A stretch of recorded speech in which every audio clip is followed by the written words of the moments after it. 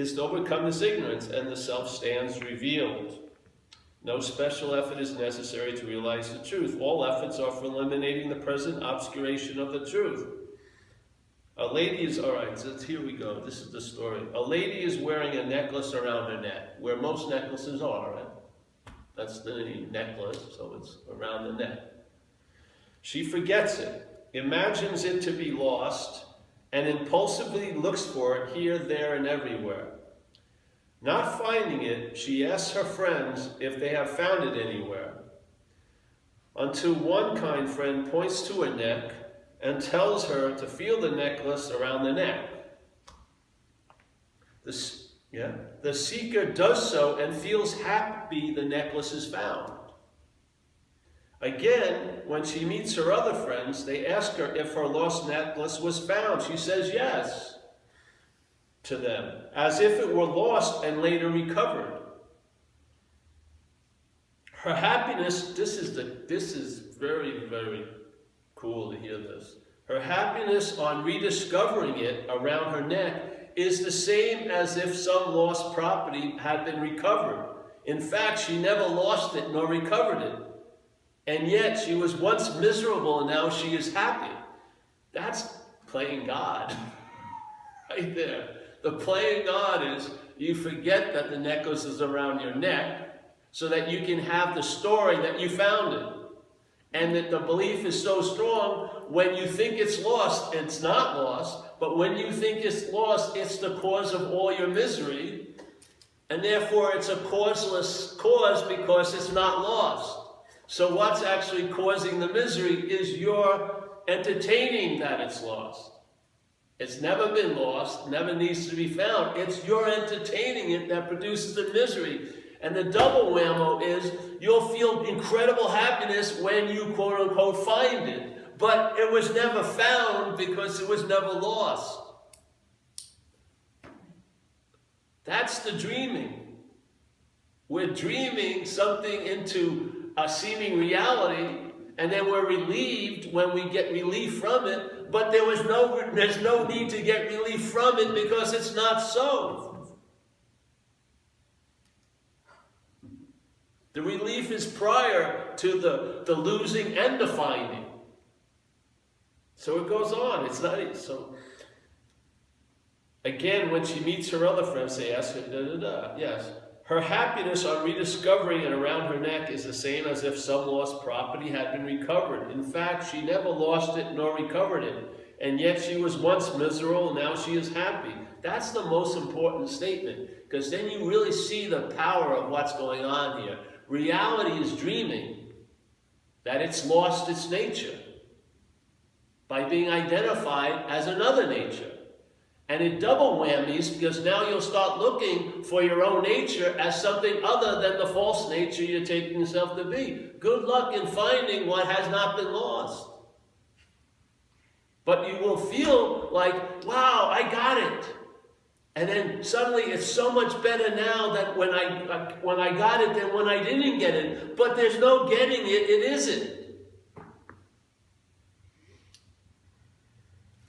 So now, what should one do to overcome the realization now is good. When the veil is removed, the person feels happy at rediscovering the ever-realized self.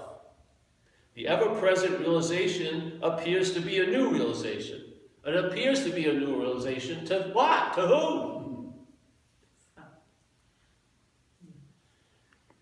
Now, what should one do to overcome the present ignorance? Be eager to have the true knowledge. As this eagerness grows, the wrong knowledge diminishes in strength until it finally disappears. When you're not that which is being thought about, when you are not this idea of being the action figure, what's going to happen is you're going to lose interest in it. That's how it diminishes. You don't chop it down because there's nothing to chop down. There's a loss of interest in it, and that loss of interest isn't a loss of interest. It's just in it. The interest now goes somewhere else, or tends to be occupied by something else that may not be a thing. It may be its own sort of nature. So now the interest and attention, free from this dead preoccupation, is now enriching your day. It's the same energy. It's just how it's directed. Yeah. So when you see the story of that that's always been so suddenly seems to be so to you, you can get an incredible picture of what your role is here. You're dreaming.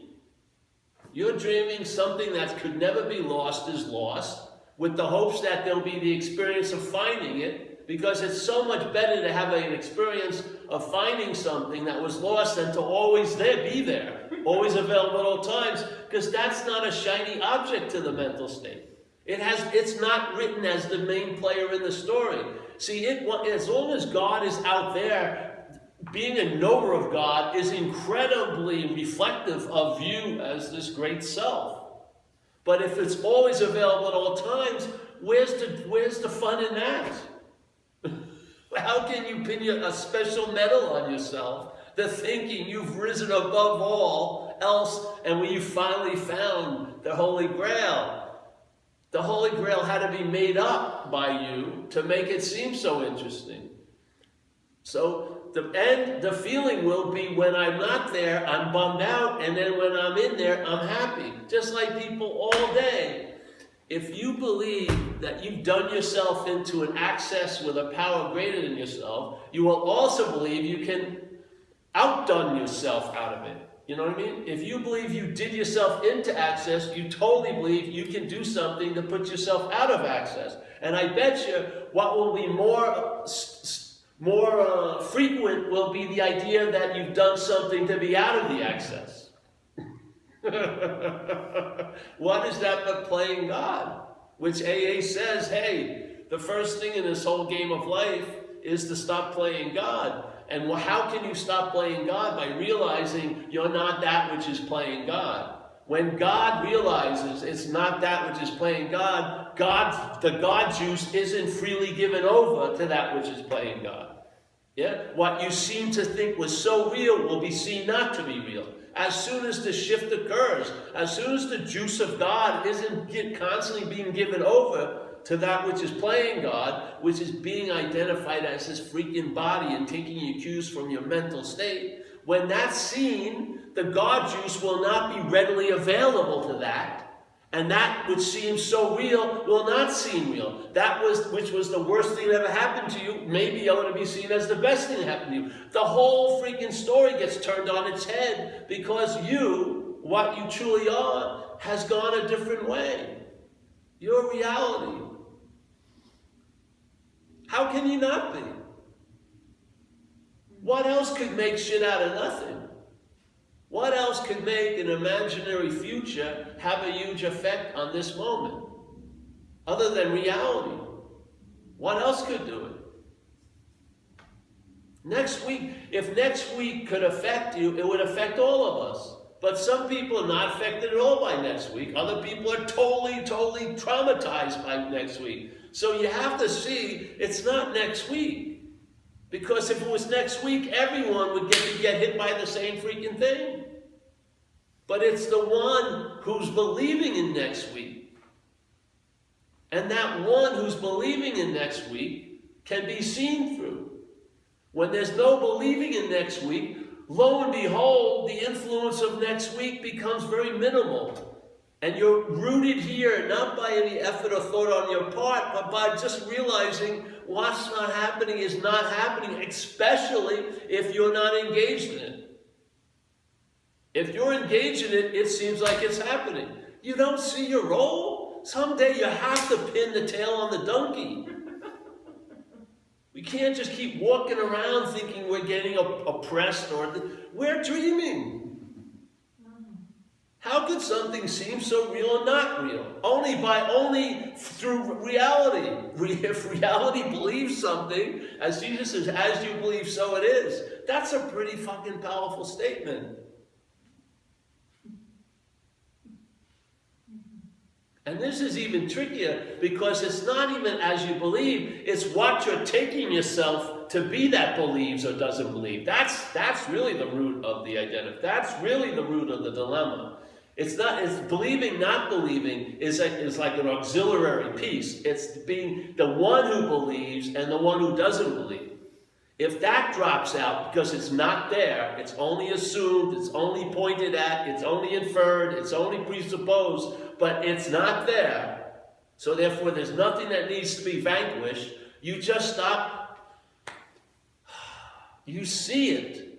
You see it as what you're not. Just like if I have interest in someone talking in the other room, as soon as I realize they're talking about someone else, not me, I lose interest in that conversation. I don't have to send in Navy SEAL 16 to retrieve my attention. It's not my attention, it just immediately splits because it's not about me. That's the point. Apply that. Let that be applied to what you call me.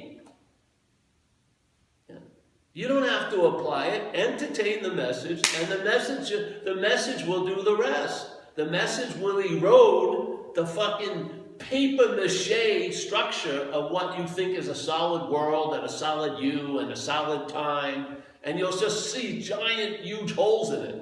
Yeah? And all the time, you'll recognize your role in here, which is paramount. You're the dreaming.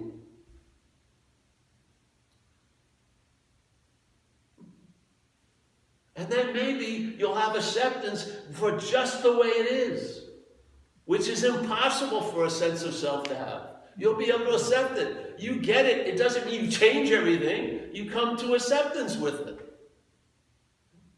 I'm going to get to the business of changing the dream. Maybe, but for most of the time, it's just like, what the hell?